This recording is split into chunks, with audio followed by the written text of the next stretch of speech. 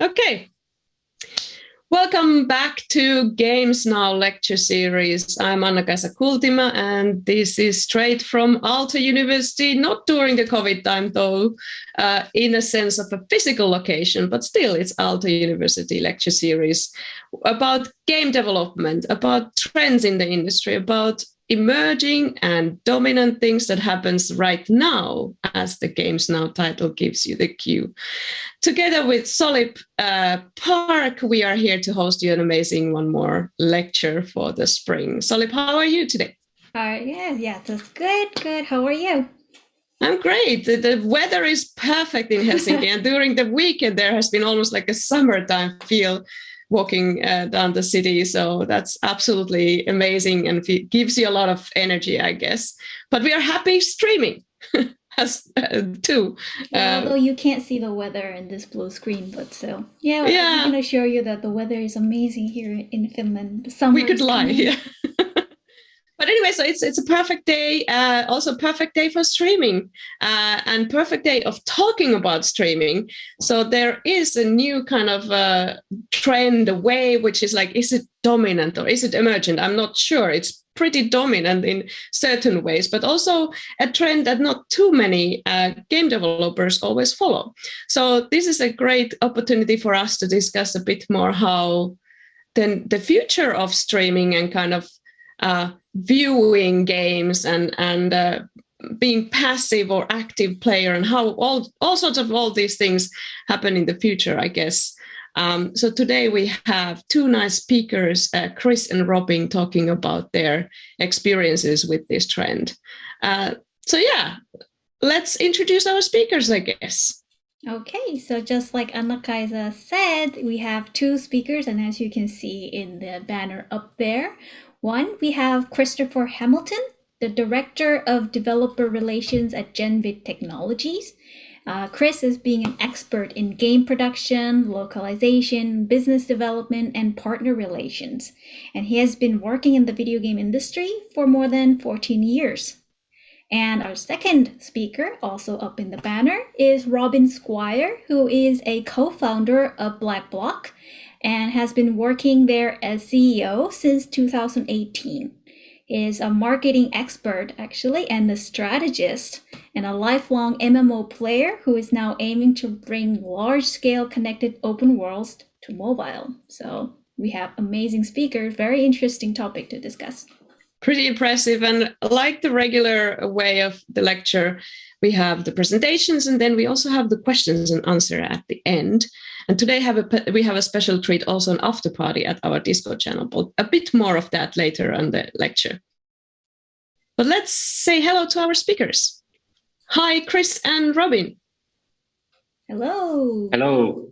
Hey, hello. How you doing? Do we have you guys on screen? I guess we have you guys on screen. Yeah, so how are you doing? How is the day for you? Yeah, hard to be focused on giving this presentation when the weather is nice here.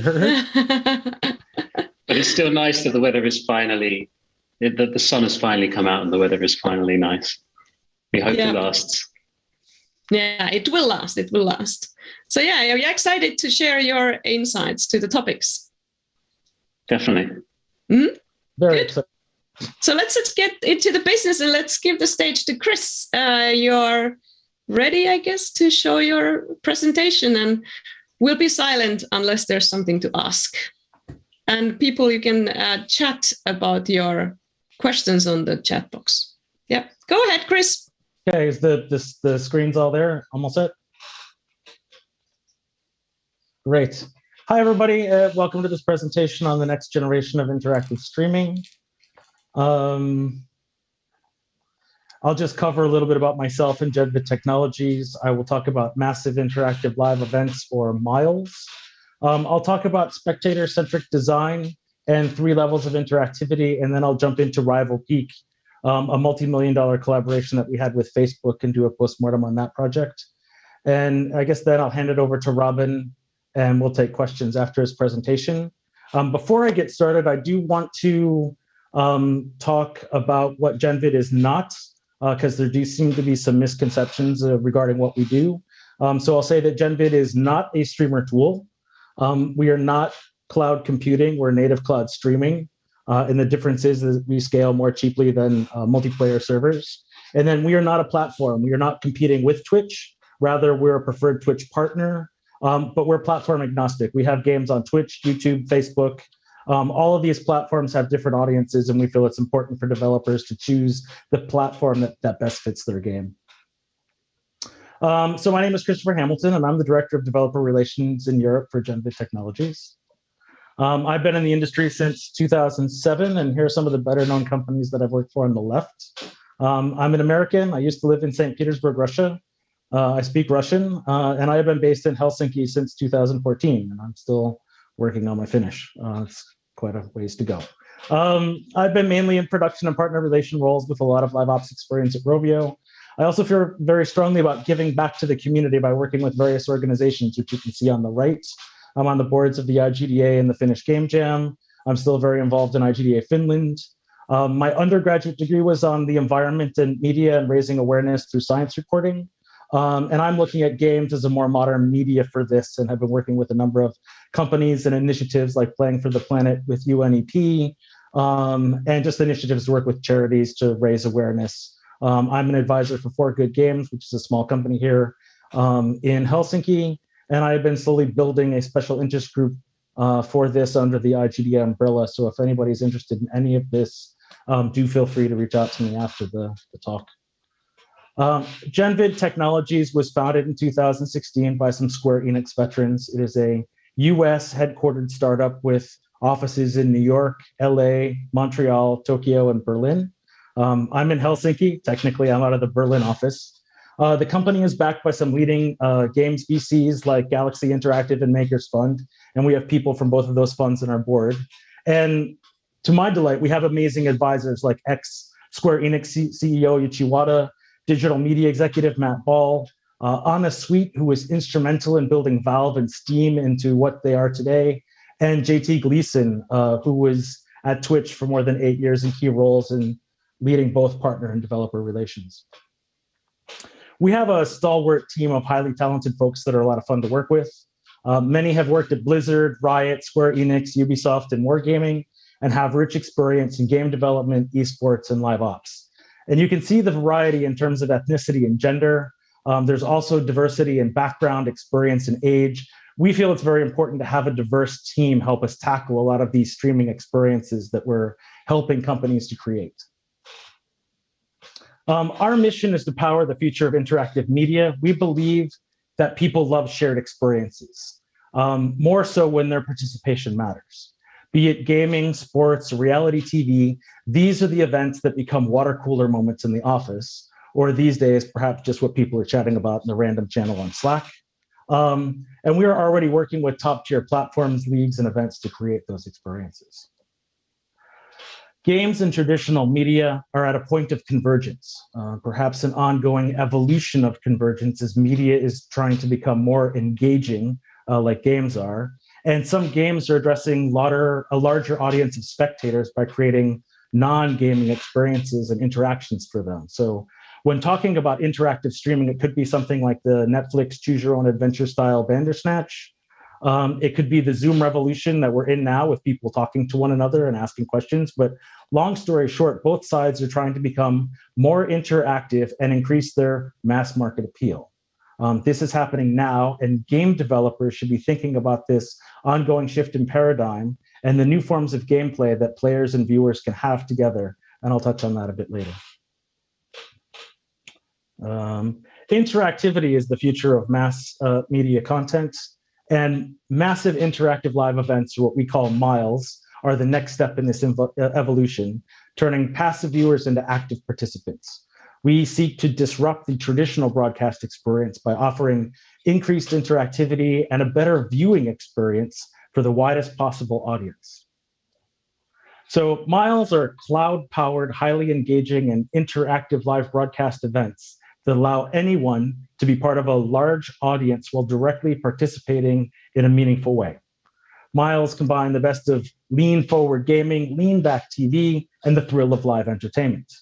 Here, the audience will matter, and the individual can decide their own level of involvement or influence. Miles can be designed in a number of different formats or combine multiple styles that best fit the specific event. And so now I'm going to apologize to people who aren't interested in sports, but I find that this is a good analogy to explain what we're talking about, because sports are games with rules and objectives. And while miles are not exclusive to sports, again, concert events or reality TV make great events that bring people together. But the examples in sports are just simply closer to gaming. And in order for games to be disruptive in the space, we need to think about some of the success that we've seen in traditional media. And traditional media has a service design that games really don't have, and that is a focus that is beyond just the player. We have a larger view of what it is to be a sports fan, and that's because there's an entire service design around that. There are people that are playing in a physical stadium somewhere in the world, and then there are people that pay to go to the stadium and watch. And these people are paying the highest per capita. And then there's the largest demographic, and that is the people watching at home on TV. But there is a service design behind this that goes from player to participant in the stadium to viewer at home, where the player is just a concentrator for the funnel. And so if we juxtapose this to the digital world, games in this case, you have people that are playing. The participant doesn't really exist, and then we jump to viewers. And that participant experience ends up being the core of what the viewer experience is built upon. So if you are at the stadium and you have the people that are closest to the field, they have the best access to the live players, and the people at home are watching facsimiles of this participant experience. You have different camera angles, you are zooming in on different players to see different plays. You have scoreboards that let you know how much time is left on the clock or what the score is, but there is a service design around this that allows the viewer to enjoy that participant experience. And for the most part in the digital world, we have jumped from the player experience to the viewer experience, and we're just watching the player view for everything. And that is not really the best way to build experiences for viewers. So right now we have a growing underserved market, which is the viewer. Historically, game developers have been great at creating great gaming experiences focused on the players. They know how to monetize them. Developers are just starting to get comfortable with thinking of viewers as part of the ecosystem, which is why it's kind of exciting to be in this space and be talking about it now. Twitch continues to post record quarters, both with regards to hours watched and viewer counts on the platform.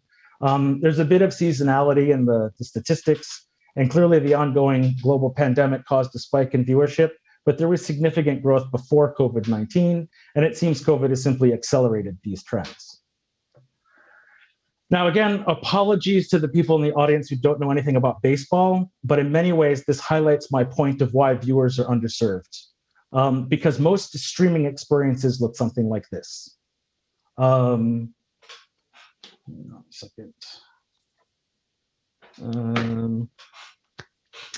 So streamers can only broadcast from the player's perspective. And in this particular slide, I can't tell maybe who the player is, if this is an important moment in the game, if there is anybody on base, what the score is, what the tactics or strategy are.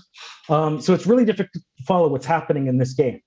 And strategy, tactics, and team coordination are all lost without giving an audience that understanding of the bigger picture. And so I, as a viewer, when I'm watching a game on Twitch, if I don't play that game, I usually have no idea what's going on, and therefore it's not engaging for me.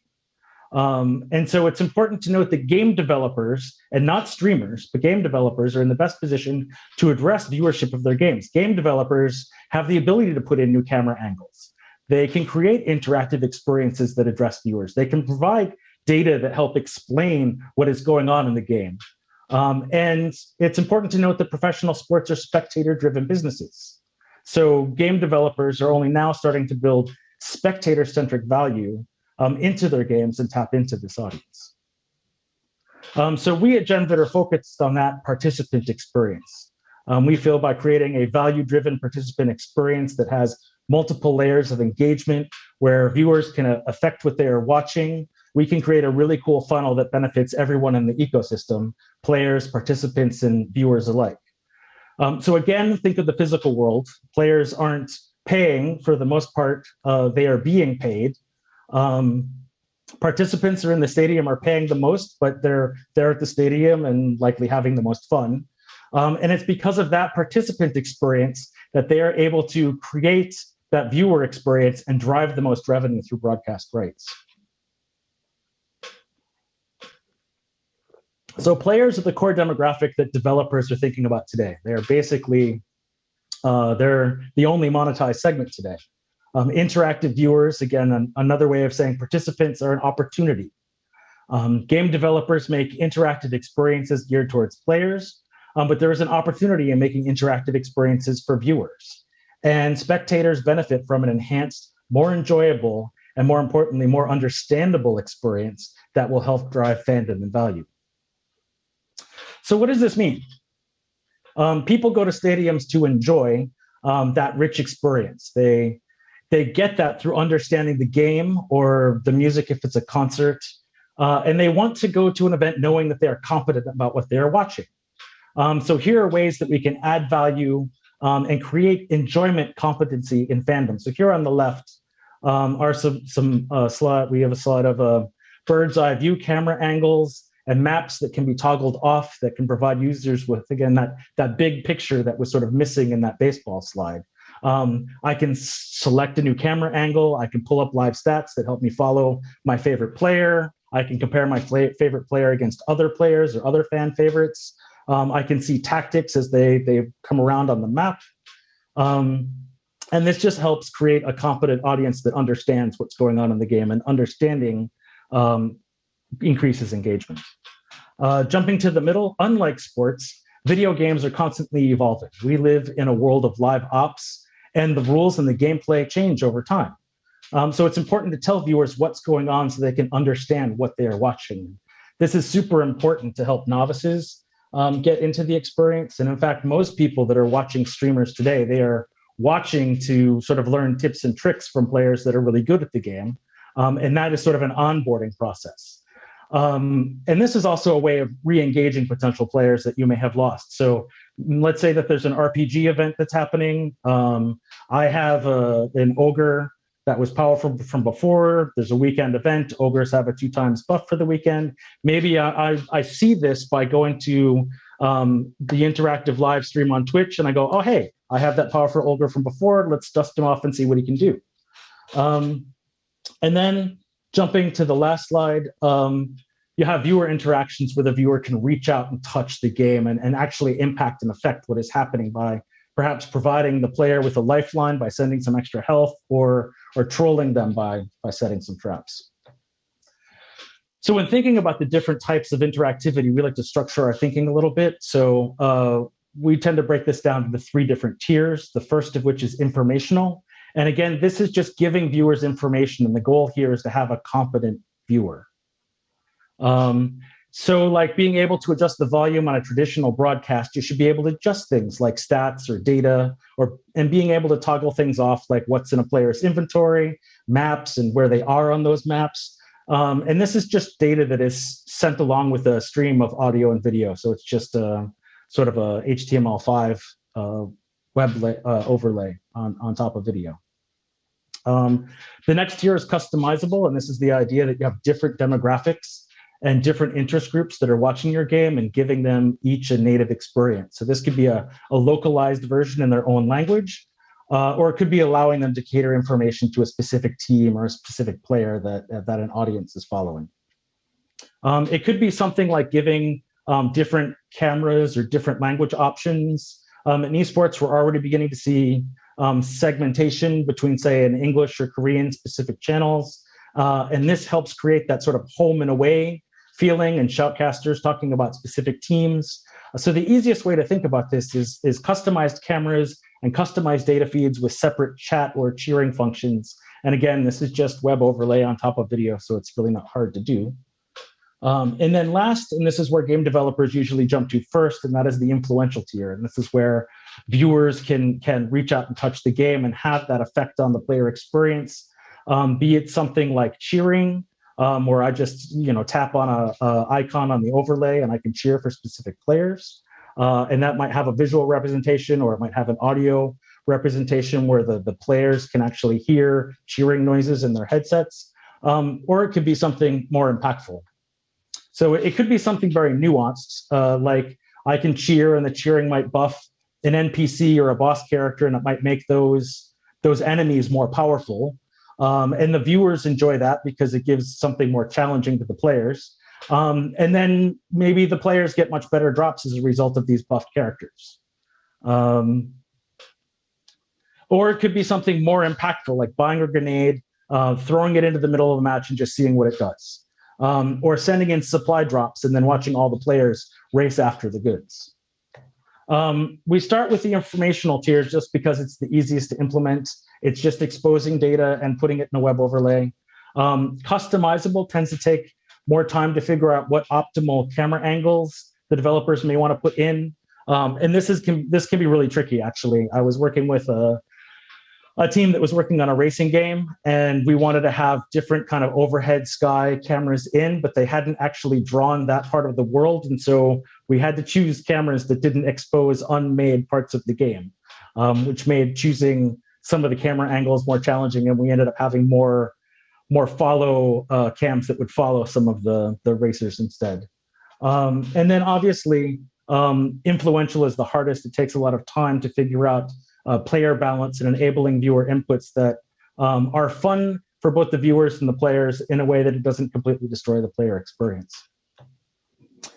So why would you want to do this? Basically, because if you build an audience and fandom, you can monetize it. Maybe it's a way to attract more players. Both informational and customizable tiers can be put behind a paywall or paid for through a sponsorship or monetized through ads. While the influential tier opens up the possibility of microtransactions where viewers can be buying consumables or cosmetics that impact their experience as well as everyone around them. And it's interesting to note that as of February last year, 590 million bits have been shared on Twitch. I was looking for some more updated information on that, but couldn't find any this morning. So this empowers viewers to become more active participants in the ecosystem, and it helps drive these massive interactive live events that I was talking about earlier.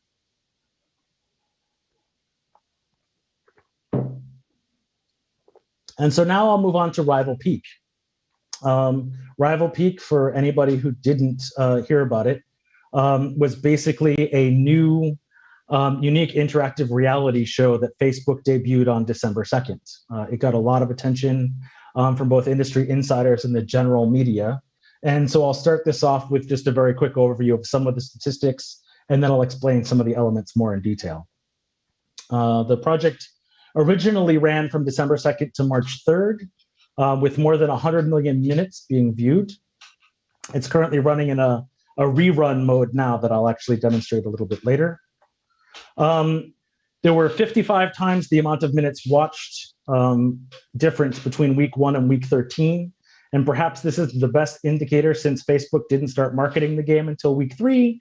But we were kind of there testing for stability and bugs and issues like this.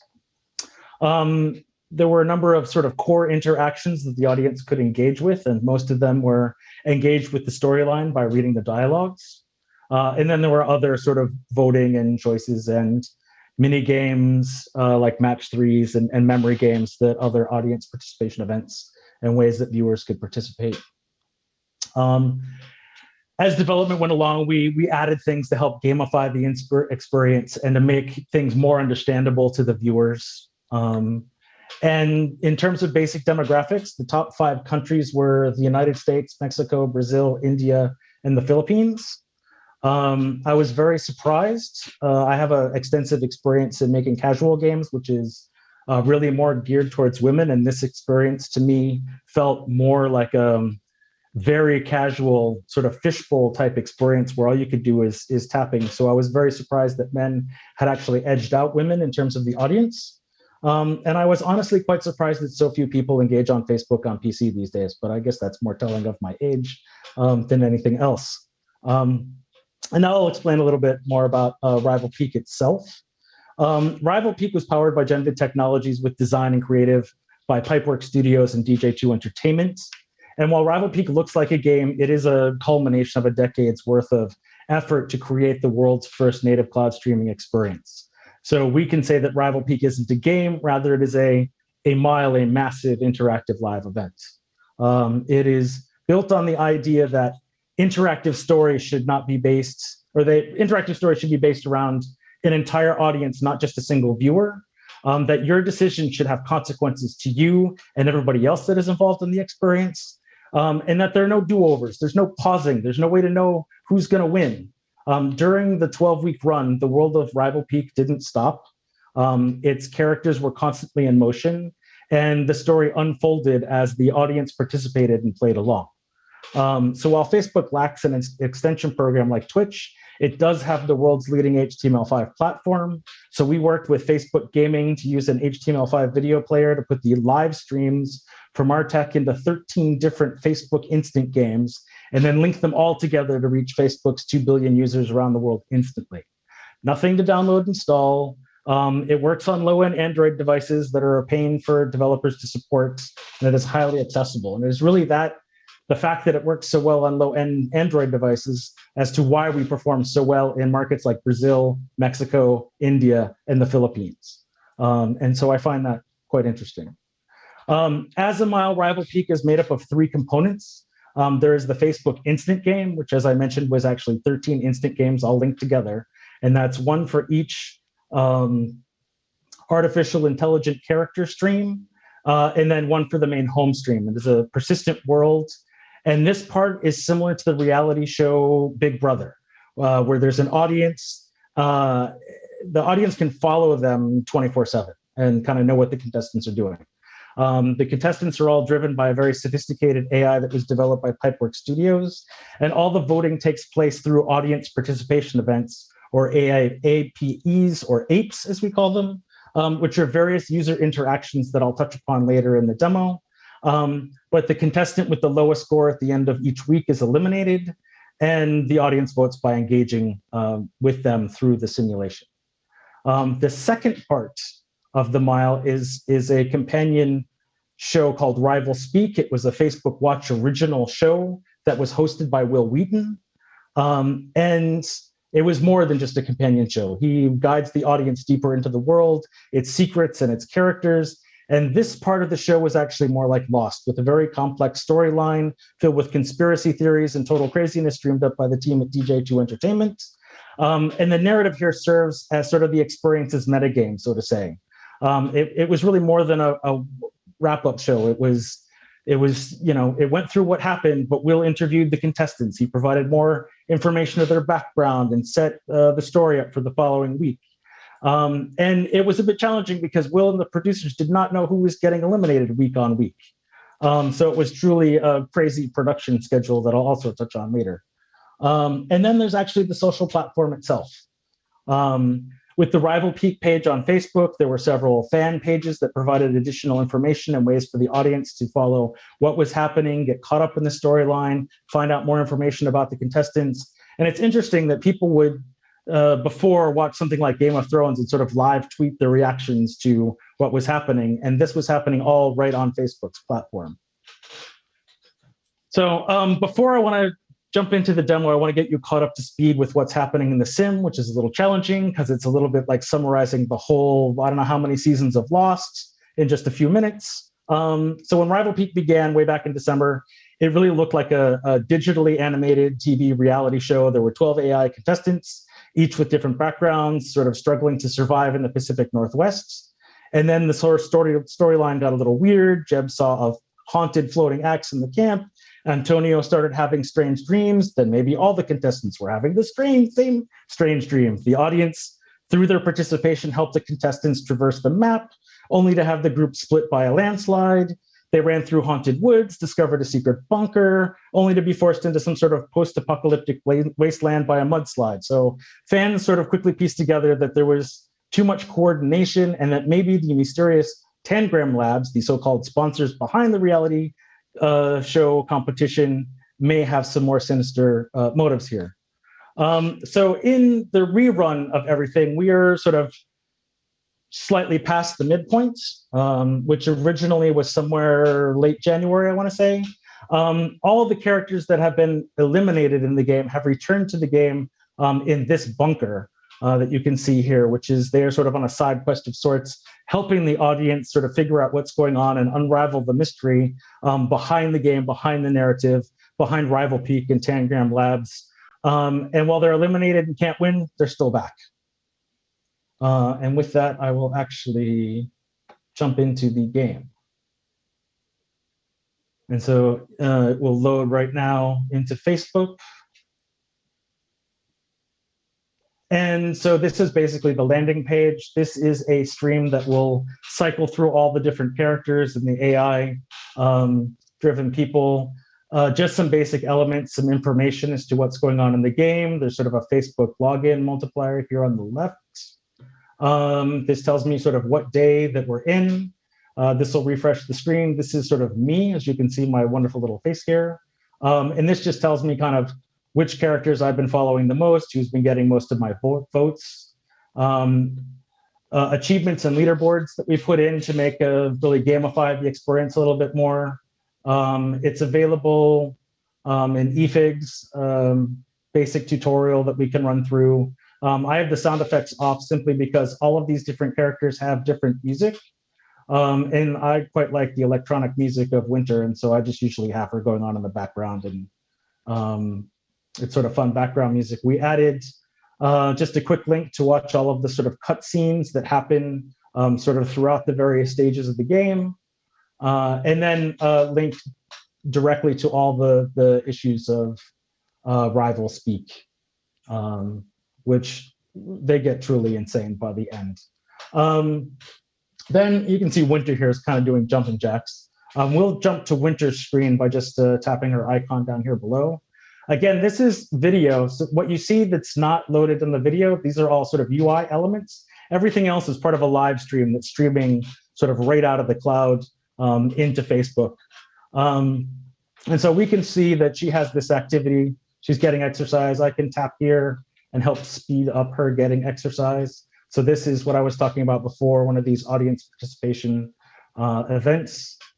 And again, this is really what Facebook wanted. They wanted something that was sort of a very light touch, casual, fishbowl, what I like to call an ant farm type experience, that again, you can lean back and just kind of take it all in, or you can kind of jump in and get more involved.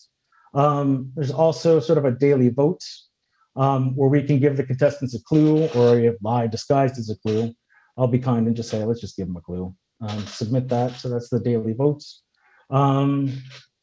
There's also this map that kind of shows where all the characters are.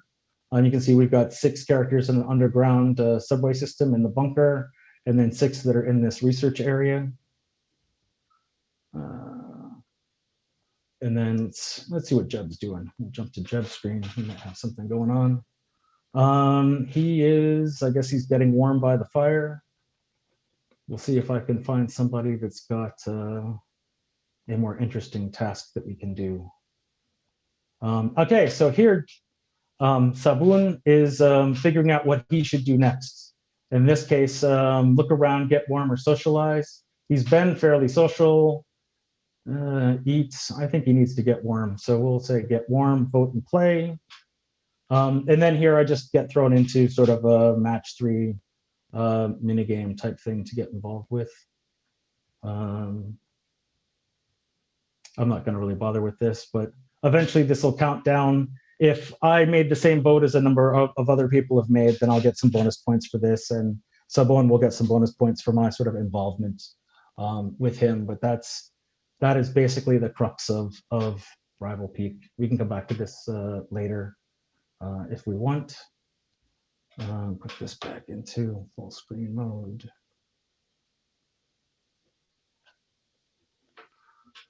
Right. So in terms of the narrative, Steve Bagaj, who's the creative director of DJ2 Entertainment, who's known for his narrative work on several Telltale games, such as The Tales of the Borderlands, Walking Dead Season 2, The Wolf Among Us. He said that what we're doing in Rival Peak represents an evolution in terms of narrative creation. This goes way beyond selecting dialogue trees. where players vote on different dialogue choices. Here, players are interacting with the more physical evolution of what these characters are doing. And in turn, that influences the dialogue. So you're not voting directly on who's going to say what. You're sort of influencing the characters as they pass through this world, and that ultimately influences the story. And so it was an interesting challenge making the video on demand show, because the deadlines were tight and it was complex and they didn't know who was getting eliminated. So they had to come up with a very creative framework to take into account how characters would be eliminated and how that was kind of out of their hands. And so they came up with some clever tricks in order to preserve dialogues that were written. And that's sort of why we have a bunch of these characters appearing in the bunker at the midway point, because that way they could reuse a bunch of dialogues between any two characters that were in the bunker, or adapt them to fit the current storyline. And then imagine sort of watching a sporting event and yelling at a team or a player and actually having an effect on the game. And here, both collectively and individually, the audience members are influencing a number of aspects in Rival Peak in big ways and small, from affecting the weather to accelerating tasks, choosing goals. Viewers are driving the plot and the subplot in real time as they are experiencing the show. And these instances of audience influence are called APEs. And there are project APEs that are really involved with removing environmental hazards or puzzles or obstacles. Typically, it advances the storyline once per day, and can arrange from something like cleaning debris or setting up tents, or more advanced things like building a bonfire or making a bridge. But again, viewers help push that along and decide kind of the direction of where things evolve by how they engage with the characters. Action APEs are similar to project APEs, but on a smaller, more personalized scale. And these are the things that I was tapping on. They're just the quick tap mini game. Again, they're specific to a specific character, because not everybody is watching all of these 13 streams. Or all these characters. Usually you may only have a number of people watching each one. And then goal APEs are ones where you select what a particular AI character will do next. And each of the 12 characters in Rival Peak have their own live stream channel, so the audience members can follow them and jump from one to another. Every so often, a character will just sort of stand still and sort of assume this thoughtful pose. And that's when this widget will come up, and you can follow them and kind of tell them what they're going to do next. And it usually something like hydrate, get warm, nourishment, and then usually something additional, some sort of random goal.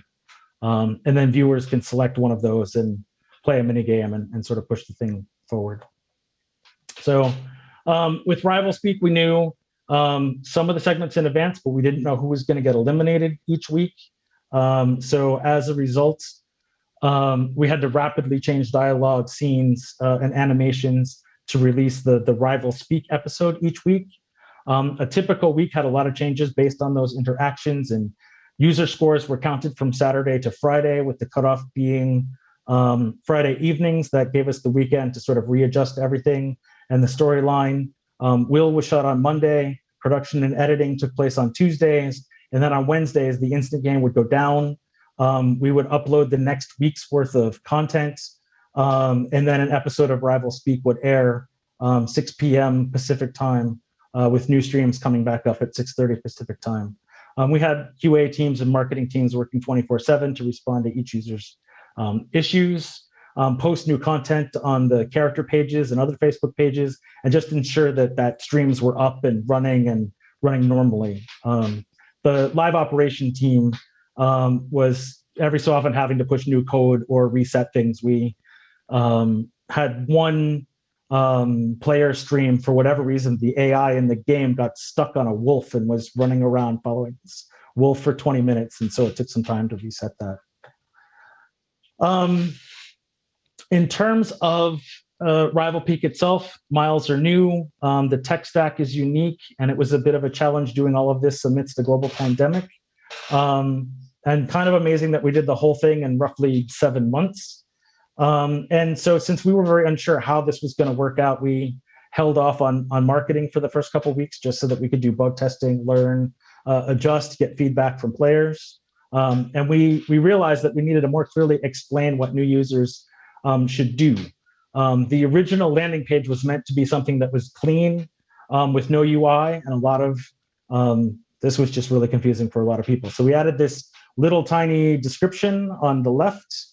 And we thought this little description would kind of do it and explain kind of to the viewers what to do, but clearly it didn't. So a couple weeks later, we created the version on the right that has this sort of CNBC-like banner with an explanation of how to get to the instant game, and updates on the week's events and more.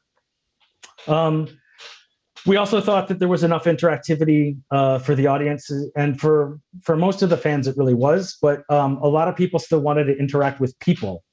And so we started experimenting with co-streamers that would actually guide the audience through the latest updates and read and perform some of those character dialogues, and make their own impact on the game, if you will. And we don't think of them as streamers because they're not actively playing the game. We think of them more as influencers because they're coming into the game, they are bringing their audiences in, they are sort of guiding them as to maybe who their favorite players are and getting those masses of players involved in helping the storyline sort of unfold. And this ended up being sort of a big success for the project because it just brought lots of people into the game. And even though they were rotating in and out, lots of people were staying in the experience in general. So quickly, we had sort of an audience, co-streamer, and AI characters all collaborating in real time in this shared simulation, deciding the fate of what was happening in this game. That became a nightly thing, at least for audiences in the Western Hemisphere. I missed all of this being in Europe and just not the right time zone. And then, like all good developers, we listened to our users. We had such a flood of requests for iPhone or iOS support that Facebook finally decided to put the resources behind it and make it happen. So power to the people. And then there were other tweaks, like we added the map, and just to kind of show where contestants were, integrating links, really adding various types of mini games and other elements just to make it feel more gamified, really. But we like to say, keep the feedback coming because your participation matters, and that's what's important, really. The key takeaways: audiences watching live streams, it's growing faster than the games market. Rival Peak had a potential audience of 2 billion users. Native cloud streaming reduces friction. There's absolutely nothing for the user to download or install. Just jump right into the game. And because it's highly accessible, because everything is getting rendered in the cloud, it works very well on low-end devices that are otherwise difficult to support. And with that, I'll say thank you. I guess I will prepare to pass it over to Robin. There is a link here that I think Solip or maybe I will post in Discord later. So Robin's about to talk about Retroit. We're going to do some play testing on the latest version of Retroit, hopefully the first week in May. And we're also working on a pilot game jam event. So if you're interested in participating in either of those two events, please use the link. Let us know what you're interested in doing. Give us your email address, and we'll get back to you. And thanks. Thank you, Robin. Go for it. I'm handing the baton. I guess we can go directly to Robin. We could also chat a bit in the between, but we can go directly if you think that that's the best way to do. But that's absolutely amazing and interesting talk, and I'm just excited to have all the questions flowing later in the session. Solid, do you have anything to remind at this point, or should we just move on? Well, so Chris just mentioned the link for the survey. So that link is currently on Discord, and if needed, we will also try to share that on our YouTube video in case some of the people are joining us later, not just on this live Twitch, but on YouTube. Okay, great. Finally, Chris disabled his screen sharing, so our Twitch technician was a bit confused in between those. Okay, so when Robin is ready, I think we can start going. Yeah. I'm going to say just in between that I'm mind blown and I'm just really excited to ask more questions. But Robin, there you go. There you go. Hey everyone, hope you can hear me well. Hope you can see my screen okay. Great presentation, Chris. Mine's a little bit shorter, so hopefully we'll have some good time for discussion after I've gone through my slides as well. So my name's Robin Squire. A little bit about me. I'm a big MMO fan, actually. I've been playing EverQuest, was sort of the first MMO game that really kind of ignited something within me, and I was playing that around the age of 14 with a bunch of adults that didn't know they were playing with a 14-year-old. And that was really sort of where, I'd always loved games as a kid, but that's where kind of my passion for games really kind of unlocked, was seeing these sort of online worlds that are always changing when you're asleep and that are filled with people and things happening and adventure and all of that stuff. That it sort of changed my way of looking at games ever since playing that. Sort of fast forwarding a bit, I went and studied a business management with marketing degree. So I graduated from that. That was at Brighton University. And I mainly chose to study this because I didn't know what else to do. I had no idea what I wanted to do as part of a career. I kind of thought it would be nice to work in games, but I don't know how I'll get there. So I picked the most generic thing to study and thought, well, we'll figure that out down the line. So I went and did that. But during my time studying this degree, I actually started to apply some of the knowledge I was learning on business management and marketing to the games industry. I'd always been following the industry as a consumer, but for the first time, I was actually looking at it critically and analytically, thinking about sort of the industry and the companies within it and their sort of business decisions and so on.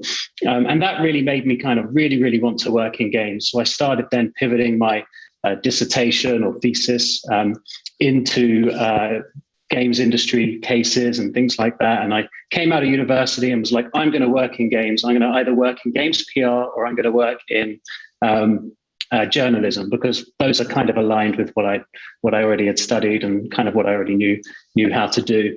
So I went and handed my CV out to many companies. Some of them, unfortunately, didn't let me through the door, but, I don't hold it against them. I worked a bunch of freelance jobs where I wasn't getting paid any money. So definitely put the free and freelance, writing reviews and stuff like that. I interned for companies working on blogs of games companies. Eventually, I just gave up. I was like, this isn't going anywhere. I'm still don't have a career. I need to go and take a job. So I ended up going into the PR and marketing field, working at an marketing agency in Soho, London. And while I was working there, I don't know how it happened, but I ended up meeting the right people, working on the right projects, and landed a job working with Rovio in Finland. So I moved here. And I was working as community manager, or head of the community management team at Rovio, and then that later progressed into the consumer engagement director role and then the marketing director role. And then I've been 10 years working in games and living in Finland ever since. And since Rovio, I've gone over to work at a company called Playraven, where I was director of marketing and business development. They were later acquired by Rovio and had some pretty interesting projects. And I met some like-minded individuals and co-founded BlackBlock. And was CEO of that company. So ultimately, I tried to find a career in games, but games found me. I think that's also a running theme as well for a lot of games industry professionals. Actually, it doesn't work out, and in the end, they just somehow, through chance, land in games and make it work. So you have to be able to embrace the unknown and the disappointment early on. But what we're trying to do here at BlackBlock is we're trying to work on mobile first connected open world. So what we mean by that is basically MMO games done mobile first. And we're working on a title called Retroit. So Retroit is all about living in the city. It's a massive open world. It's set in an always online sandbox city, and every vehicle in the world is driven by a real player. So very, very lofty ambition with this, but we're building it mobile first. So we're focusing on making it simple and accessible and something that can be played in short bursts and events driven. We recognize that MMOs traditionally have a very, very steep learning curve. They require a lot of time spent playing them. They're very demanding. You have to be online with your friends in the right place at the right time. We want to completely lower the barrier and do away with that. And we want to basically take it to mobile, make it super accessible, but still keep that ambition of creating a huge open world that's persistent and that can support thousands of players in the same space. It's a free-to-play game, so of course the business model is very important to us. We need to make something that is commercially viable first and foremost in order to basically be able to support our creative endeavors and do these crazy things. So players will be unlocking new vehicles, they'll be participating in a dynamic job economy that'll be rising and fluctuating based on the actions within the game, and they'll be participating as part of a community. And then with that, there's sort of a deep social metagame on the back of that to keep people engaged and playing for not just days or weeks or months, but hopefully years. So, they'll be living in the actual city, they'll be living in a community with their friends, engaging in political systems and so on. And then this is where we get into the stuff we're doing with Genvid. So we are mobile first, but we're also cross-platform later or cross-platform second, right? So we are, and one of the things we're doing in that space is looking at this interactive live streaming functionality. It's very important for us to make sure that we're not just focused on mobile, we're actually riding the wave and sort of heading in the direction the industry is heading, which is a direction of platforms not really mattering, the walled gardens coming down essentially. But we want to still do it from a mobile first perspective in order to get that super mass entry point. Ultimately, though, we just want to make something that's as relatable and aspirational as it can be and allow people to create the society they had in real life, because that is really the magic of MMOs, is getting all of these people together in a shared space and seeing what happens. So now I'll just go into a few pillars, just basically a few kind of pillars of how we see the industry and sort of what guide our thinking and our vision. So the first pillar is the future is connected. Quite a cheesy, generic statement, but what we mean by this is MMOs as we know them today are just the tip of the iceberg. Rapid developments in networking technology, cloud gaming platforms, computation, they're now kind of ushering in this new wave of developers that are really focused on making these new kind of cross-platform multiplayer experiences or social worlds or online virtual worlds. And they're pushing that into the mainstream. And they're also taking bold steps into creating this sort of high-level concept that we like to throw around called the metaverse, this sort of double life that people can live online. And as Chris said earlier, the pandemic and sort of the lockdown restrictions have really kind of accelerated that. I don't think they've actually changed anything for good, but they've definitely led to an acceleration of what's already been happening. And it's kind of the perfect storm right now. So you've got these cloud gaming platforms, the investments into those, and also the networking technology. And you've got the all the next-gen online games that are being worked on, the high-profile ones like Eve and Amazon's New World, but also the kind of lower-profile ones that are being worked on now by indies or VC-backed startups or other companies. So it's kind of like this perfect sort of stars aligning kind of ecosystem that's happened through all these sort of developments happening in the industry. And we've done our own tests in this area already. So we've done, and this is a running theme as well, we try and test as much as we can early on. So our test here is that we've been testing high CCU in the same mobile environment. So we have a mobile game, we have this virtual world that we've built, and we built it super early. And as soon as we built the virtual world, we started funneling either users or bots that simulate connected users into the same environment. So we've tested it with hundreds or even 1,000 users in the same environment or entities, and just really ramped it up to make sure that we actually have robust enough tech in place to start doing these things. And then the second pillar is that we want to make games that are as relatable as the world that we live in, or the real world. So, if we're trying to push MMOs or virtual worlds into a mass market audience, then we need to lower the barrier and to make sure the experience is as relatable as possible so that they can enjoy it. So we're less focused on doing things with sort of Dungeons and Dragons or sci-fi and spaceships and all those gaming tropes that are actually quite niche. And we're more focused on sort of big concepts that everyone can relate to, such as sort of living your best life, which we hear so often today in 2021. So we're loving the life sim basically as a genre. So, there are other games out there that are hugely successful that have touched on this before. There's Grand Theft Auto or Grand Theft Auto Online, or even the Grand Theft Auto roleplay servers that are currently generating a lot of viewers on Twitch. There's Animal Crossing, which was kind of the game of the pandemic, as sort of dark as it is to say, which was a massive hit for Nintendo. I think it increased their operating profits by over 400% in the first quarter. And then there's games like SimCity. There's the SimCity Build It game that's here out of Helsinki. There's BitLife, which is a personal favorite of mine. So this idea of being able to sort of tailor your life, I feel, is an especially compelling fantasy now in 2021 than it ever has been before. Again, we've tested some of this. So we've taken to Facebook and we've taken to advertising platforms like that. And we've actually pushed out ads as early as possible for the sort of experience that we have.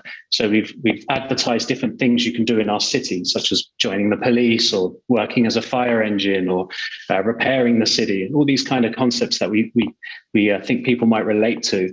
And we've just collected as much information on who these resonate with and how they perform. And actually, we're very, very happy with how we've been able to validate this so far. We found out that extremely large amount of both clicks to the store page and installs, and just generally a large volume of players were coming through based on these ads, which is great validation for us. I think the thesis is that they've been seeing something that is very different to what's already out there, and they've been responding to that pretty well. And then finally is we're committed to mobile first. So, more than half of the world's population of mobile internet users. It's kind of like what Chris said earlier with all of the rival Peaks players being on Android, right? It's where everyone's at. So if we're going to build an online world, then we have to start by creating something for them and take it from there. We don't want to create a PC game and just chuck it on mobile. That's not the opportunity. So we love mobile. Mobile free-to-play revenue in particular is just continuing to increase. It's going strength to strength. And we've been testing some of our mobile UX and design already as early as possible.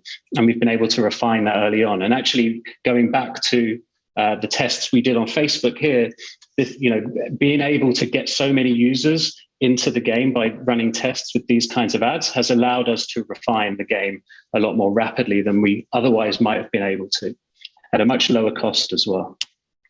So now I'm getting into cross-platform, which is a little bit more what we're talking about in today's kind of presentation. So our approach to cross-platform is basically a platform native one. So what we want to do is have multiple entry points into the same shared world. So we have this world, the world of Retroit, that lives on servers. And basically each device is a unique entry point into that same shared environment. And we recognize that basically people have different play habits across different devices. So people typically play a lot more frequently on their mobile device throughout the day, but a lot shorter sessions. And people on PC, they might just do one session, but it'll be a much longer one, same with console. So we're trying to tailor the UX and the entry point to basically meet the play habits of the people on these that use these platforms and of how people typically engage with them. So basically the client is just a window into the world. It's just like a customized portal into the world that has UX that is tailored to that audience. And then on browser here, this is where we're starting to get into what we're doing with Genvid. So we're exposing some of the world data and actually allowing viewers to interact back with that server, basically turning viewers into players. So with Genvid, we've been able to build an interactive live streaming entry point into the world of Retroit. So we have the Retroit live news channel, and it's basically a completely new perspective on the city that is native to how people interact on those streaming platforms. And the live stream itself is 24/7 because the world is always online, and players can have access to multiple different type cameras and viewpoints, and they can earn currency and they can interact with the world in a very small and lightweight way. We've actually been through a couple of iterations on this already together with Genvid. So, I mean, for example, the first iteration we had was very much just suited for one single viewer to interact with. We had one camera stream, we had one stream and multiple cameras within that one single stream, which meant that if 2 people, 3 people, 4 people were using it, they were constantly switching around the camera for each other, and it wasn't a great user experience. So our second iteration was actually working with a unadvertised Twitch feature called Command Center, and this enables us to have multiple streams, much like what Rival Peaks has there, and actually allow users to switch between these different camera viewpoints, each being its own separate stream. So just to sort of dig into what we're doing a little bit more specifically. So the first thing you can do is watch players. So the game's always online. It's the exact same world, but it's from a different perspective. So you're able to access it from a bird's eye view, sort of like the ant farm perspective, which you cannot see. You cannot access it from the mobile client or the PC client. You're able to watch live players playing from mobile and other devices in real time. Side note is we currently do a lot of testing with AI at the moment, but that's just a logistical thing. So you can watch the live players playing from mobile and other devices in real time. So you can see them going about their business in the world, engaging in conflict with each other, working together, so on. And the world is, of course, dynamic, the world that we're building. So you can watch the world change as players fix it, or as they put out fires, or as they do jobs, or engage in car chases. You can just see all of the emergence happening over time. These are all real players. And then you can spectate and switch cameras from angles unique to the viewer experience. So I can go from this helicopter cam straight to a over-the-shoulder cam following a vehicle, straight to a CCTV cam. So now the second thing you can do is you can earn cash. So basically this is Retroit sending data to the streaming overlay. And in this case, the overlay on Twitch. So what it's doing is it's sending data on car crashes and cars bumping into each other in the world over to the Twitch overlay and populating this map here with these little blips. And if the viewer is clicking on these blips, they can earn cash. And this is obviously a very, very small, lightweight thing, but it's basically just taking this idea of data being sent from Retroit to the overlay and building something very, very small around it that we can then start to iterate on once we get data. So at the moment, we're optimizing for information. We want to do the smallest implementation of a concept and understand how people use it and build from there. And then finally, this is kind of like the reverse to the earning currency one. You can drop items in the world. So the viewer is actually sending commands back to the game world and interacting directly with the city. So they're actually using that currency they've earned to unlock different items to drop in the world. And again, this is basically trying to test an idea. It's trying to test the idea of, is this engaging to the player for them to be able to drop things into the world and interact with this living world and the players in this living world in some small way. So this is very simple implementation that we want to collect data on, get as much information on as possible, and then build out these other concepts around that. Okay, so now let's go and show a quick video of the city in action. I'm going to quickly share a different screen. I hope you can all see this. Actually, I need to optimize for video clip. Okay, I hope you can all see this. So this is the stream video of the stream running. As you can see, this is the over the head sky cam, the helicopter view. So you're watching the world in a bird's eye perspective and you're seeing the players down below.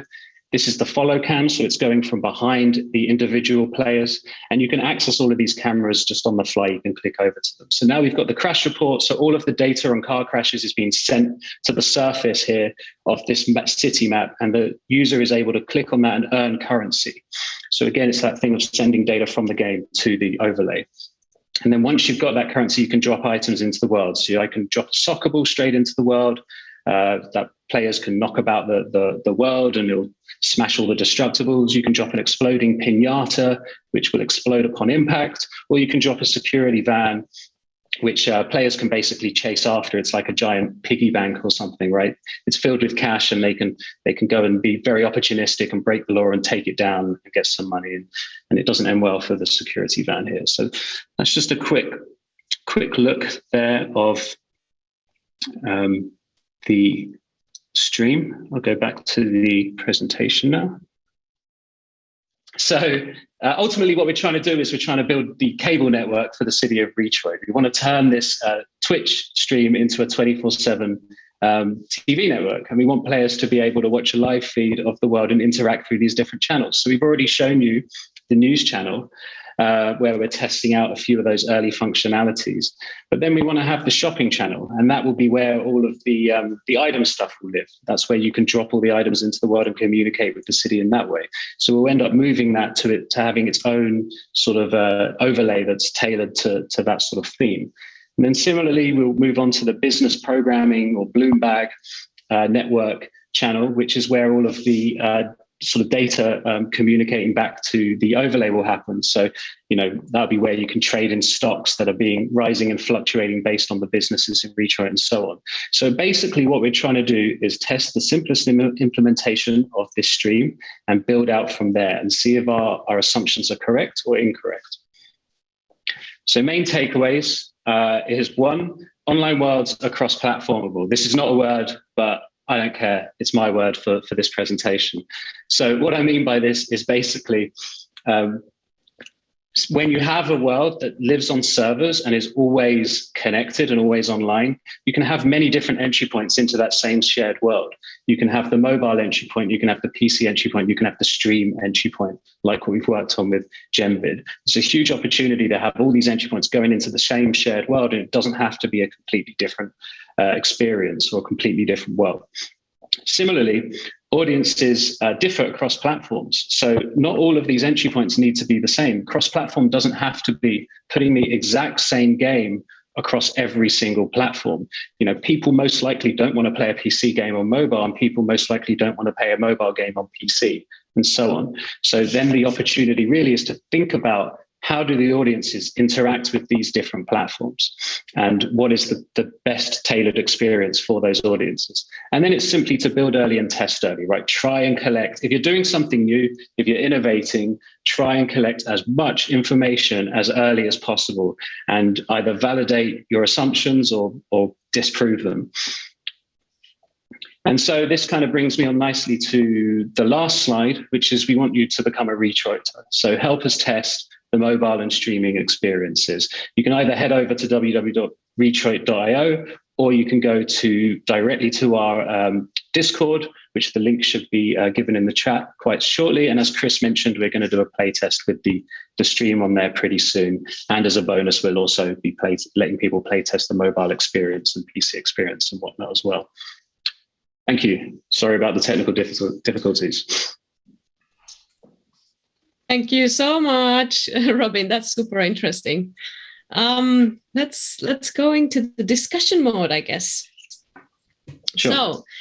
So before we go to the audience questions, I wanna just really thank you. Like, this is like mind blown. So many different levels of like trying to count like who is playing which, where, what, basically. But it's like when we were starting to talk about cross-platform playing and like playing games together with like mobile watches or mobile phones or everything like that, I think that the world wasn't ready yet for like this different player levels for the games, because it was out there as an idea, but it didn't happen yet. So I'm super excited to see this really happening, that exactly the same game can be so different experience for different people. So thank you for this. This is very super interesting. And it's also like I missed completely the December stuff from the rival peak. So I will be looking at from the Facebook now with the reruns. That's super interesting as well. So both of you, Chris and Robin,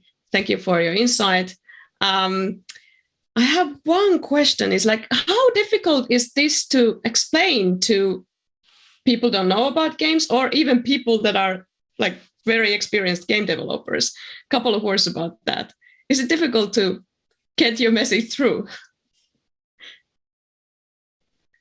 I mean, I guess from my perspective, I guess it can be difficult when you're trying to talk about the why we're doing it.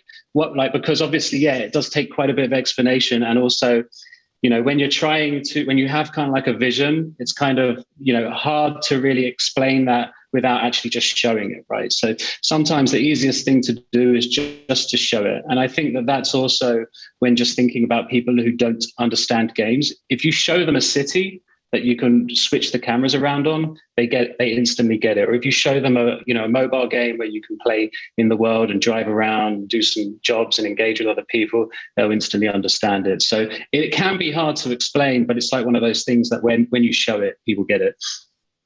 Hopefully. Yeah. How about you, Chris? You had to have a slide that explains what you're not doing, basically. Yeah. It's like I said, we started this in 2016, and still, even today, there's a lot of misconceptions about what we're doing, and it's I think the biggest thing is people reach out to me at conferences thinking we're some sort of streamer tools. We want influencers in our game.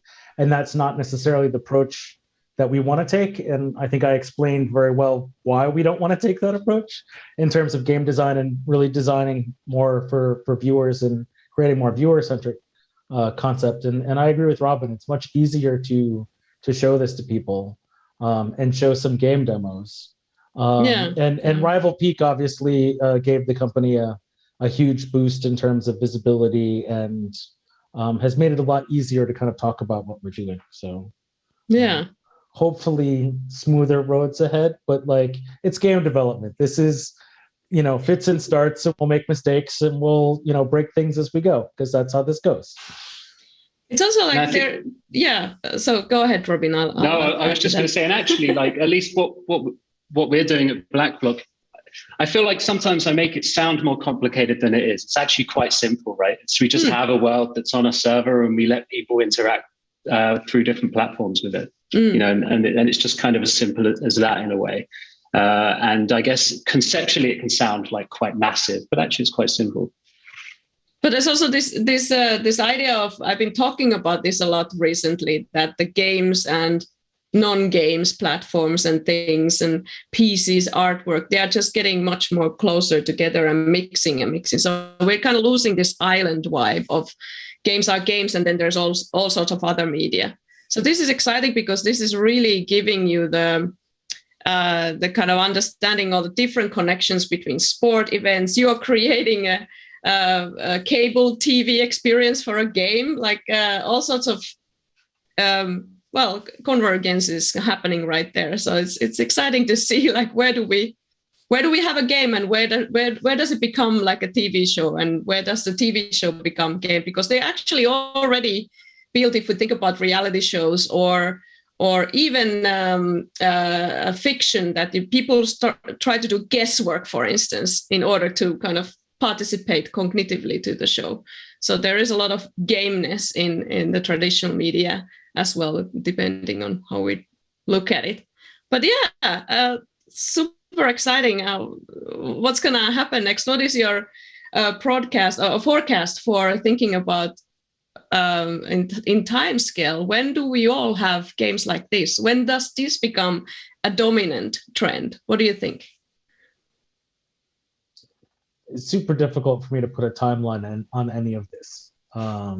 I think it's interesting to watch sort of the evolution over the last 2 years, or almost 2 years, that I've been working for Genvid, in the sense that there were, not too many companies like Robin's that had a vision like this, that were really willing to take a risk and take a chance. I still feel for a lot of game developers, this feels a little bit more like a distraction than an opportunity. And I feel that is really shifting now. And there's some developments that are happening within Genvid that I think are going to help accelerate this. But I think looking beyond Genvid, Tim Sweeney just raised a whole bunch of money to build the metaverse. That is also going to drive advances forward in this area. And I think this is really more about, the connectivity and the different versions that are all connected together and bringing us all together. And this is just all, I think it's going to accelerate as we move forward. But maybe as we all unroll from the pandemic, maybe we all take a big breath of fresh air and spend more time outside. And what I see as an accelerated trend may actually slow down a bit. We'll see. Yeah. Well, I guess so that the time is kind of changing now. So we're not like running with the trends that fast with game industry, or who knows? Maybe. I mean, I guess you always have, there's kind of like you got to break some eggs to make an omelet. You always have, a lot the brave developers that just double down on something insane, and they maybe don't hit a bullseye the first try, but they kind of pave the way, right? They get noticed and people start thinking about that. And perhaps the bigger companies that are maybe more risk averse then start, incorporating some of that into what they're doing. I wouldn't consider ourselves as an egg that's getting broken to make an omelet. That's why we're kind of focused. We're still sort of dedicated to the mobile first approach. We want to make a good mobile game, and we want to take a lot of tried and tested stuff from free-to-play mobile games to make this a successful mobile game. But we want to sort of lay the foundations, like what we're doing with Genvid, in order to sort of advance forward in these areas as well at the same time. But we're not like betting the house on this one kind of approach just yet. Maybe Robin, later. what are you hoping? What would be the audience that plays your game? Is it the gamers, or is it just much wider audience? Yeah, we're going for a wider audience. I would hope that we're building something that is going to resonate with. I'm not going to say we're targeting everyone, because then we're targeting no one. But I'd hope that we're building something that will resonate with different pockets of players, right? That, the people who play Grand Theft Auto and like the sort of sandbox driving might come and enjoy sort of being in the world of our game. But then perhaps the more kind of strategic players, perhaps both male and female, a little bit more to the female side of things, might enjoy the sort of more strategic kind of city building and political and sort of the property development systemic aspect of what we're doing. So I would hope that this would resonate with different kinds of players.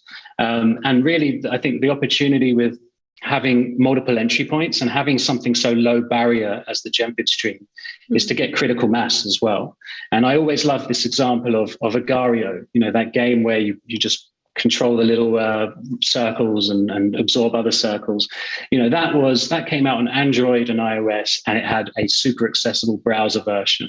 And just that ease of accessibility just meant that was played all the time. It was streamed all the time. And actually, if you go back to sort of the top Google searches in 2015, it was one of the top 5, maybe even top 3 Google searches for 2015, right? Just because it had that critical mass around it. So that's we just don't want people to basically we want to give everyone an easy, low barrier opportunity to access the world, right? Even if their phone's across the room and they're sitting at work, they can open a tab and get on the stream and start watching the world. And I guess maybe the sort of need to do that kind of stems from my own experience with MMOs, in that I could never stop thinking about them. Right. And when I wasn't in the world, I was in the forums. And when I wasn't in the forums, I was reading websites or even a book on the world, or I was just lying in bed thinking about what I was going to get and do in that world. It sounds incredibly sad, but it kind of stems from that always having a touch point for that world. Yeah. In game studies also, we've been kind of struggling at a certain point to understand that how the game experience is actually so much more larger than just the gameplay, the interaction between the player and the device. That's like a decade already ago, and the casual games actually changed a bit of that understanding. We talk about accessibility much more, the wider audience and their kind of context for playing. But for always, game playing has been about forums, discussing with friends, and doing all sorts of different things that is not just a direct interaction with games. But for Chris, before we go to audience questions, Solip, I'm sure that you have a couple of there ready. But I want to ask Chris, are you trying to kind of use all the power of the game industry to transform media with Genvid for like this boring normal TV experiences or sports experience even? Is that what is kind of mission of Genvid, to make all the experiences more game-like? That's part of it. If you want to take a more global kind of perspective of what we're doing, it's really driving interactive streams or television or experiences.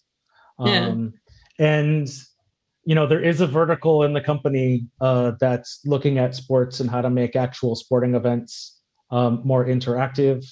There are lots of different areas beyond games this can be applied to. We have projects ongoing that are not game related, that are actually quite interesting, that unfortunately I can't talk about now, but should be coming out in the next couple months. And so there's just a lot of interesting things. I like the idea of gamifying a lot of things. I like the idea of being able to have more information at my fingertips. A lot of people, when they watch sports these days, they're watching with a tablet. They're watching the game, but they're getting live stats and they're getting all sorts of other information as they go. And it's making that information more accessible and more available. And again, making a more competent viewer into what's going on, because that's what builds fandom. I am pretty sure that in 15 years, all of this just sounds absolutely normal. But now it's just this mind-blowing thing, which is kind of ridiculous when you look at the thing. It's not, as Robin, you said, it's not that complicated, actually. But I love it. So, for instance, the game education of or people that have game education, the people of the future that have game education might not actually work on game companies. They will work on all sorts of different kinds of media companies and bringing the game-like experiences, which we don't necessarily call games anymore. We just call them experiences, I guess. But that's just very exciting to see how all of these media worlds, they come together and form different kinds of hybrids. And we should not talk about them in isolation, I guess. Yeah, Solid. Any questions? Yeah, so more than first, just a comment actually coming from the chat. So some of the elements, I think this is very mind-blowing new phenomenon, but I guess some of the elements in there are something that a lot of people have already discussed or dreamed of in many like films or in sci-fi films, for example. I can see a lot of Twitch chat coming about like drop item, reminds me of Hunger Games. Well, I know just like that, you can kind of click what this concept is about. So I guess when we kind of discuss about how we're going to explain this to newcomers, people who are not familiar with stream, maybe it's not that difficult. Maybe it's coming up with, it's just that we never actually thought it would be real or on mainstream media. But I guess, Rival Pick is exploring the potential of that. So it's very fascinating to hear, but also at the same time, it's about time, maybe. Yeah. So there's like, I like it how in Rival Peak, if I understood it correctly, there's the AI characters that are like roaming around the world. So think about all the other like AI trends, or for instance, deep fake. Like how can we just take someone's appearance and a couple of videos of them and just they be there 24/7, relentlessly surviving in the Hunger Games, and you don't necessarily know if it's true or not. This is like somebody said in the Twitch, is very dystopian in a sense. I think like at some point we might going to discuss about the moral or ethics of this type of AI online characters, how we're gonna navigate their behaviors in a sense to go into the happy ending rather than the sad ending. I think that could be also the comment that Chris might want to make. What do you think about this type of ideas? I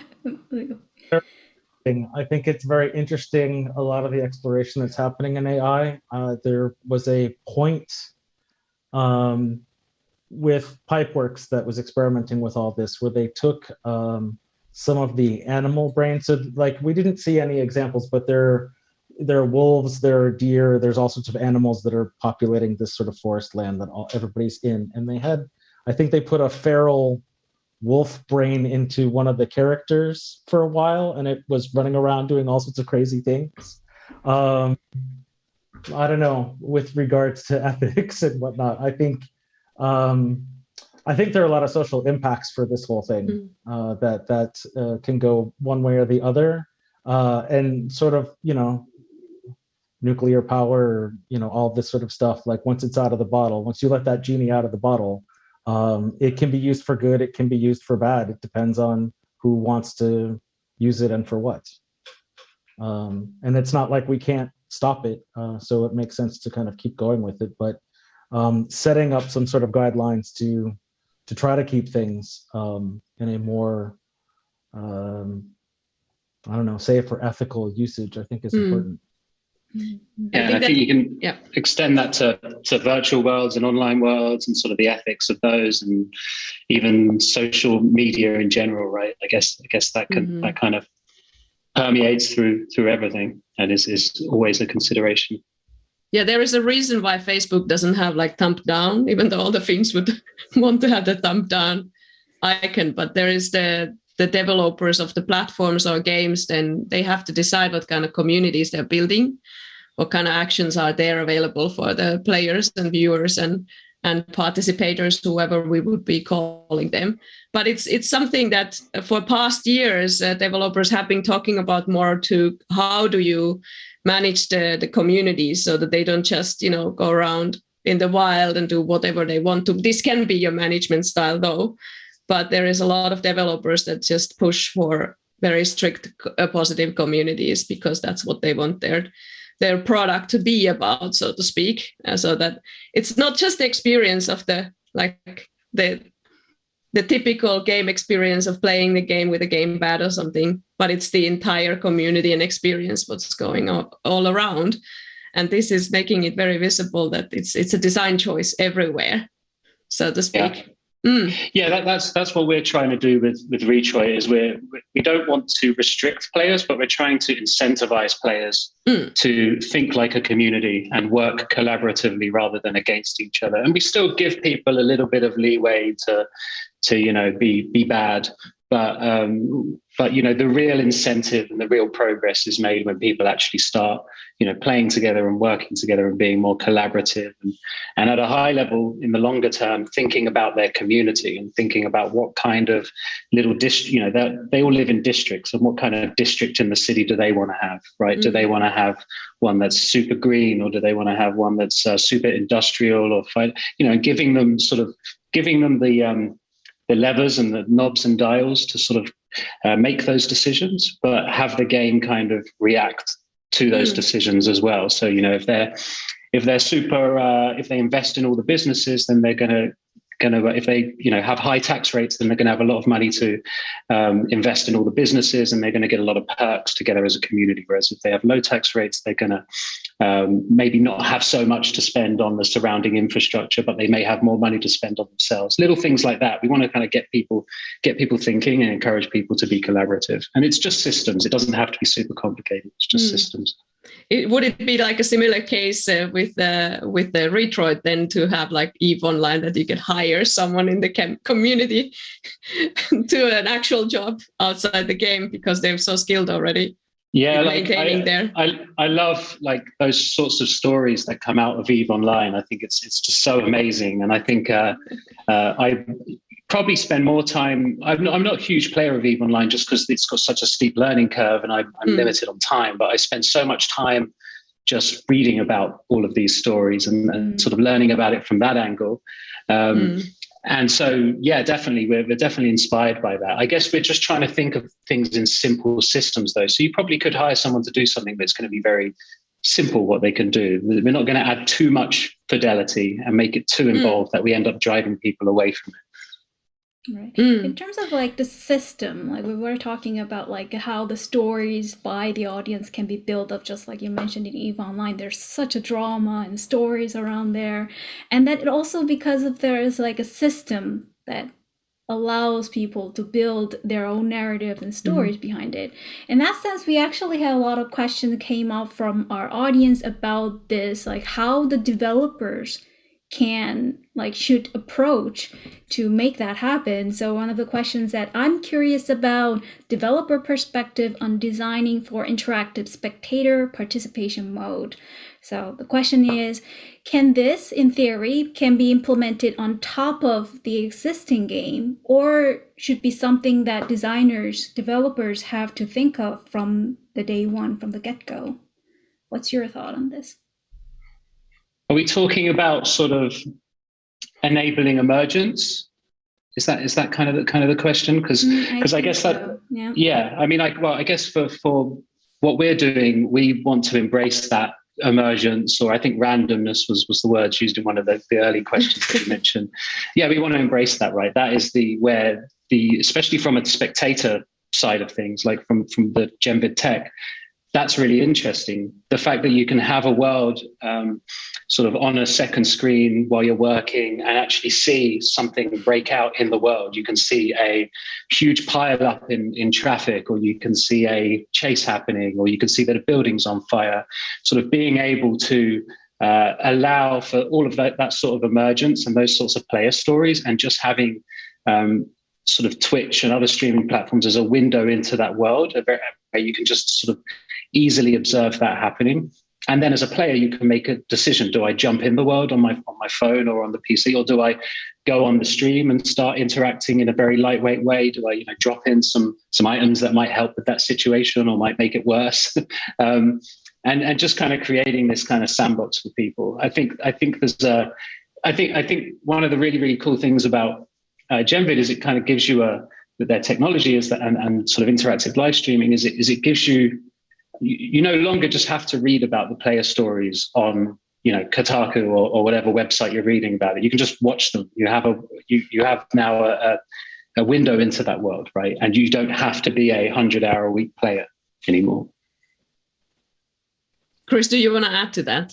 Yeah, I just wanted to say it's exactly that. It gives you a window onto what's happening. That you can have that experience, you can enjoy that news, you can be part of that fun on a much lighter level. I don't have to be so committed to the game, so committed to the world to understand what's going on. But again, I have options, and maybe like, oh my God, this thing's happening and this is going to impact my player, or this is going to impact, this other part of my life or my existence in this world. And I'm going to have to make a decision like, what am I going to do about this? Am I just going to sit back and kind of watch it and hope everything's okay? Or do I actually jump in and actually participate in some of these events that are happening? Sorry, Chris, go ahead. No, go ahead. I was just going to say one other point, I guess, is I'm very much a fan of just letting things play out and having the bare minimum in there in terms of, you're talking about a design solid, like having the bare minimum in there in terms of systems and mechanics from the beginning, and just sort of watching how people interact and sort of learning from that. And then you can go and start building out interesting things within the game around sort of the way people interact with each other. And one of my favorite examples is when I was playing EverQuest back when I was 14. There was a tunnel in the world. It was called the East Commonlands Tunnel. And it was just, a hole in a cliff, right? That was a tunnel. And that became the main hub and probably one of the most nostalgic areas for players of EverQuest, because that became the meeting point for players. That became where everyone decided to meet up. All of the evil races and the good races all decided to meet up in that one single point, and they would trade there, group up, chat, meet up. And then that started creating a sort of hunting ground for all of the new players, because they would go and start trying to, level up and take on these monsters. And if they were in trouble, they'd run up to the tunnel, and the big guys would go and kill the monsters for them. So it created this ecosystem, and all it was a tunnel. And I felt that if they just designed an auction house from the get-go, probably that tunnel would have been dead. No one would have gone there. But because they didn't have all of these systems in place, and they just sort of let people start to create these sort of social dynamics and relationships, and sort of and it kind of became this little microcosm of society where it just sort of happened organically and emergently. Robin is very much for kind of harvesting organic game experiences here, like I guess we just don't like doing organic games. I have a question for Chris, a little bit relating to this. So we see games that are played by AI characters that we can notch a bit, and then we can see streams that are 24/7 live without the streamer. So is this like what happens for the whole ecosystem of the streamers? Would this like is that breed in danger to get distinct? I don't think it's in danger, but I don't think you have standout streamers. You've got Ninja, you have a handful of very popular people. Most people I know that are streaming for 5 other people. So I don't see them bringing an incredible amount of value to the ecosystem. But like they are enjoying themselves. They are, being themselves. I think that's an interesting perspective to have, but it's one that we have chosen not to focus on. We are developing a system for ingesting people into the video stream so we can bring influencers into our streaming experiences. But, this is something that we want to do as a more of an ad hoc, affordable way. I'm trying to remember how many million that Mixer sort of bought Ninja for, and how well that worked out for them. So, But I'm also thinking about that. There's probably like when there are games like Revival Peak. So when there are games like that, then I could still stream like that experience from my perspective as a viewer.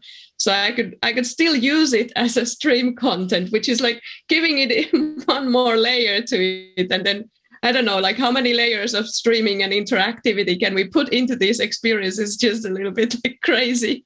That's there. And I mean, that's there so that you can experience it with your friends. You know, you can walk your friends, you can walk your audience, you can be an influencer. And we can allow you that opportunity. For us, that's a great way to get viewers into the game. And so it's something that we're slowly developing, but it hasn't been the largest priority for us, because we feel the best way to build the fandom is to create these experiences that are understandable and really sort of explain the game to non-players. So information overlays, for instance, are one of the key things here. And again, when it comes to design, I think that's sort of a good starting point.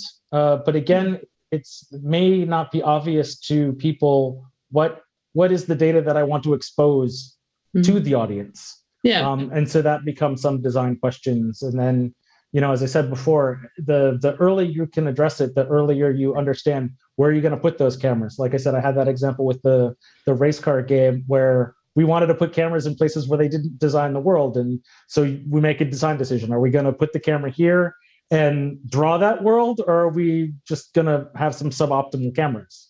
And so really, when you're thinking about those sort of viewer experiences, the kind of earlier that you could think about them, the better. I think the earlier that you can think about sort of all design questions, the better. But that's not how things usually play out. Always MVPs and let's make this, and you cut some corners and then you move forward. Next sprint, and we'll see if we can get back to that, or we see if we can add that. So it could be added to an existing game as well, as long as you're a developer, of course, in a position to put the cameras into existing game.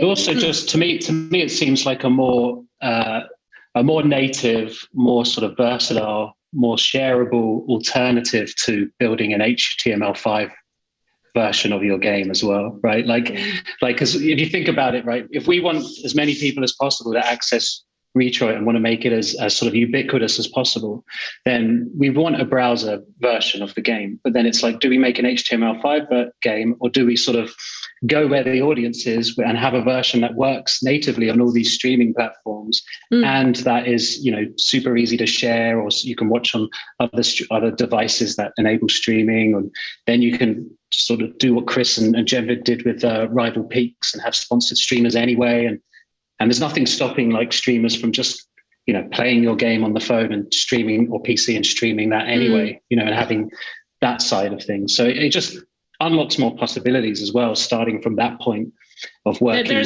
there's now more and more things for the developers to think about before they start or while they start working on the game. Any other questions, Solid, from the stream? Well, coming from the stream is actually more about like the developer's perspective, but I also kind of came up with this like my own question actually just once, and then it's about like it seems like now the developers more and more they have to aware about the community that is building around the game, and we're in the era of live ops, obviously, and Robin just mentioned quickly about the EverQuest, and that's so. Does that mean the developers now have to pay more attention about the customer support and aware of what things happening in their game world by the players? For example, if you try to implement this type of streaming and live interaction camera, developers now have to know which area, which NPCs, which scenario that players are engaged with in what type of narrative. So that sounds like a lot of effort for live ops, meaning that they have to pay attention to community threads, subcultures surrounding the games. Can that all be converted into simplified data for developers to see, or is it just we need more people like staring at their games all the time and figuring out what players are doing? Well, I mean, I guess with the era of free-to-play games and live ops and online games, I guess, we're always going to have that level of sort of community and that level of the unknown that can happen with the games. So I guess we're always kind of, if we want to have a live games as a service style experience, we're kind of always going to be kind of stuck in that situation of having to pay very, very close attention to the community. But I mean, it's kind of a good problem, right? The community it means people are engaged. And I mean, for us with Reach, I guess there's sort of limited parameters with what you can do, right? You can't like go and build something in the world that says like an offensive word or something like that, right? It's more about the freedom is more in the player dynamics and how people engage with the systems and being able to kind of build things that could create sort of issues for sort of community management and a lot of work for people. But I think there's always going to be that insane demand whenever there's live players involved doing anything, and I guess the more systems you have, the more that can go wrong. So it's definitely a challenge. Mm.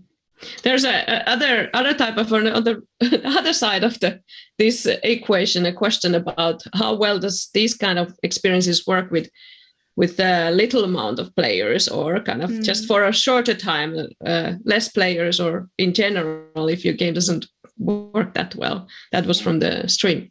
Yeah, then I would argue that the best thing to do is to have, if there's some sort of weekly tournament, or you have a weekly event that will sort of concentrate timeline-wise, like you get a group of people that sort of congregate on Saturdays or specific times, that might be a good way to organize events.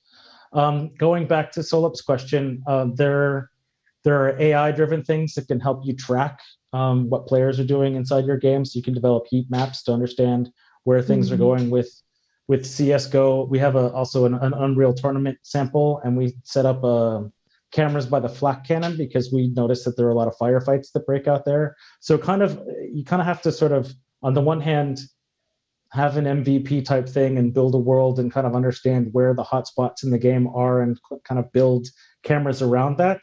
At the same time, you can put cameras in and people might want to be sort of on display or performing for the people that are on the stream.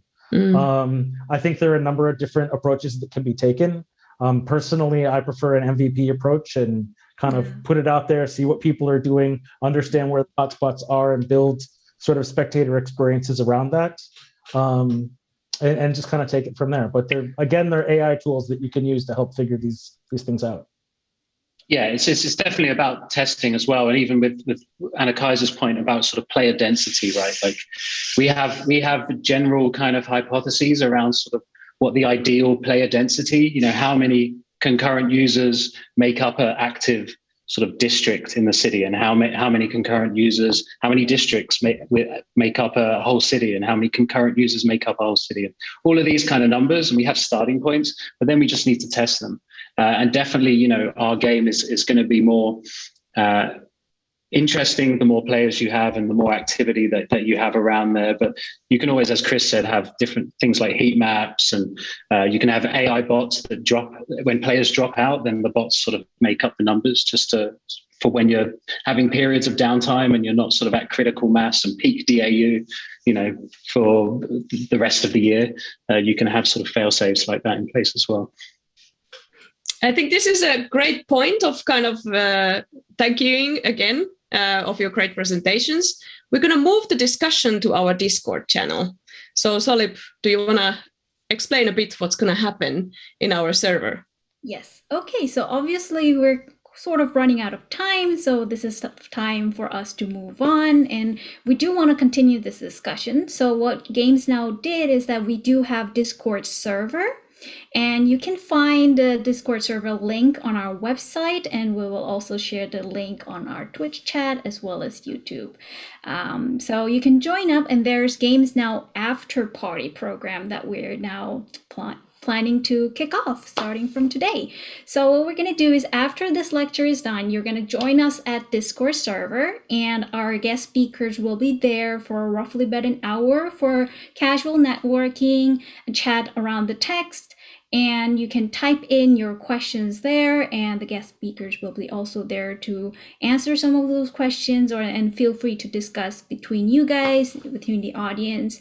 We will also have a live game music streamed on our Discord so that we can kind of have this, cocktail networking party, but in COVID-19 time and online. So we'll see how that goes. Actually, this is our trial as well. So we look forward, many of our Twitch audience will join us there and continue the discussion with our guest speakers today. So many different levels to cover. I'm going to ask a lot of questions there as well, from personal interest.